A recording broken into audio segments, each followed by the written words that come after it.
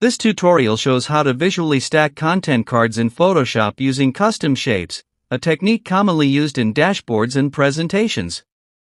Start by opening Photoshop and creating a clean canvas. Select the Custom Shape tool and draw a rounded rectangle in the center to act as the front card.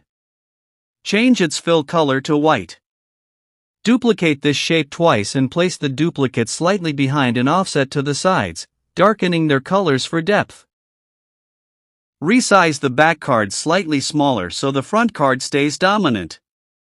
Add heading and body text to the front card using the Type tool. Apply a soft drop shadow to the front card only. Zoom out and review. The stacked content layout now feels layered, organized.